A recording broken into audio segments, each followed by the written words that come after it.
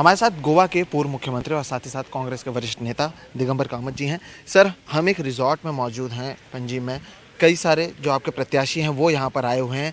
कल रिजल्ट आने वाले हैं, लेकिन उससे पहले ही क्या ये कह सकते हैं कि रिजॉर्ट पॉलिटिक्स शुरू हो चुकी है? आप अपने लोगों को एक तरफ ला रहे हैं। कल मेरा जन्मदिन था, सो मैंने जन्मदिन के लिए यहाँ डिनर रखा रात को, तो इसलिए सभी को यहीं पे बुलाया था। कुछ लोग रात को डिनर काफ़ी लेट हो गया, तो कुछ लोग चले गए। जो ठहरे वो मैं भी ठहरा इधर रात को। We were late in place of traveling back to constituencies. We stayed here. Today we may go. कल नतीजे आने वाले हैं, क्या उम्मीदें आप लगाए बैठे हैं? कई लोग आए हुए हैं, आपके जो प्रत्याशी हैं वो भी यहाँ पर हैं। 10 तारीख को लेकर कांग्रेस क्या सोच रही है? क्या उनका आपकी अपनी रीडिंग क्या है इस पूरे चुनाव को लेकर? इस चुनाव में मैं पूरा गोवा घुमा हूँ। सब कॉन्स्टिट्यूएंसी का पल्स मैंने सुन लिया है, और जिधर भी मैं गया वहाँ आवाज़ एक ही थी कि इस बार बीजेपी की सरकार हम नहीं लाएंगे। अगर लोगों का निर्धार है, लोगों का निश्चय पक्का है कि बीजेपी की सरकार उनको नहीं चाहिए, वो नहीं लाएंगे, तो और कौन सी पार्टी है जो सरकार फॉर्म कर सकती है गोवा में, जिसका बेस है सभी कॉन्स्टिट्यूएंसी में, जिसको लोगों का सपोर्ट है?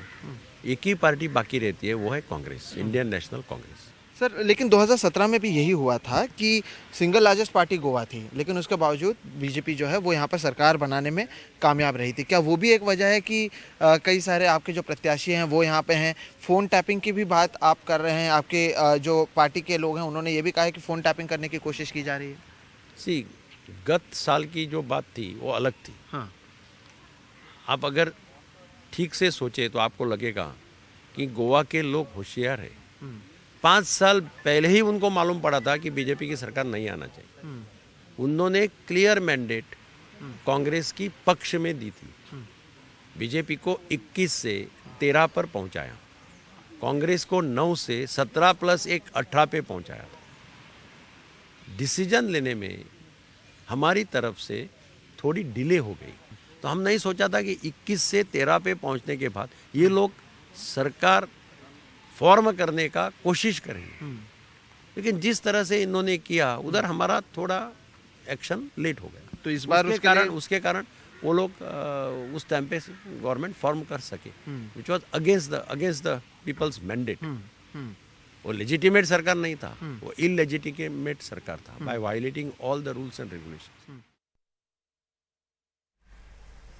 और हम सीधा रुख कर रहे हैं गोवा का, जहां पर हमारे सहयोगी सोहित मिश्रा मौजूद हैं। सोहित, दिगंबर कामत से अभी हम बातचीत सुन रहे थे आपकी, वो तो जन्मदिन मनाने की बात कह रहे हैं रिजॉर्ट में जाकर, लेकिन सबको पता है कि कांग्रेस पिछली वाली भूल से बहुत डरी हुई होगी और बहुत सतर्क होगी, लेकिन क्या कुछ चल रहा है दोनों खेमे में? क्या जानकारी मिल रही है? बिल्कुल, अगर मैं आपको बता दूं, अभी ये जहां पर मैं मौजूद हूं ये बैम्बोलिम बीच रिजॉर्ट है। यहीं पर कांग्रेस के कई सारे जो प्रत्याशी हैं वो मौजूद हैं, और चाहे जो पूर्व मुख्यमंत्री हैं वो ये कहें कि उनके जन्मदिन के लिए वो यहाँ पर आए हुए थे, हकीकत यही है कि जो विधायक हैं वो यहीं पर, जो विधायक और प्रत्याशी हैं वो यहीं पर रहने वाले हैं। और केवल ये प्रत्याशी ही नहीं, मैं आपको बताता हूँ महाराष्ट्र के जो कैबिनेट मंत्री हैं सुनील केदार, वो यहाँ पर मौजूद हैं। उसके अलावा दिनेश गुंडूराव जो कि MLA हैं कर्नाटका में कांग्रेस के, वो भी मौजूद हैं। पी चिदम्बरम भाई भी कल यहाँ पर आकर गए हैं और शाम को एक बार फिर से आने वाले हैं।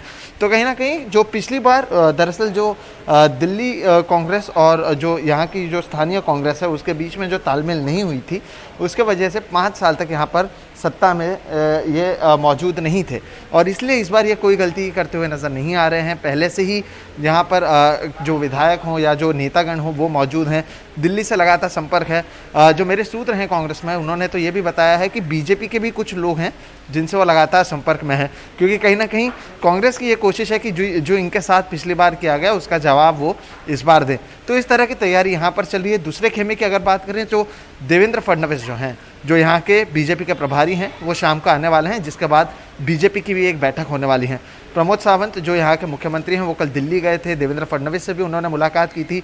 आज सुबह से भी उनकी बैठक चल रही थी, और यहाँ पर भी लगातार जो कांग्रेस के नेता हैं वो आते जा रहे हैं और लगातार उनसे बातचीत की जा रही है।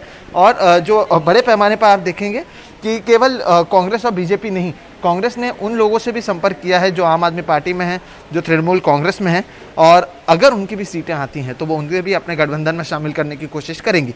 दूसरी ओर बीजेपी की कोशिश है कि जो इंडिपेंडेंट एमएलएस हैं उन्हें अपनी ओर लाने की कोशिश की जाए। उसके लिए भी क्या कुछ किया जा सकता है वो उनकी ओर से तैयारी चल रही है। तो दोनों खेमों की अगर बात करें तो दोनों खेमों में ज़रूर तैयारियां हैं। ये जो 40 सीटें ज़रूर हैं, लेकिन इसमें जो टक्कर है वो कांटे की है, और इसी को देखते हुए ये तैयारियां की गई हैं। शुक्रिया इस पूरी जानकारी के लिए। तो दोनों ही पार्टियों की तरफ से पूरा जोर लगाया जा रहा है और सतर्क दोनों ही पार्टियां हैं। शुक्रिया।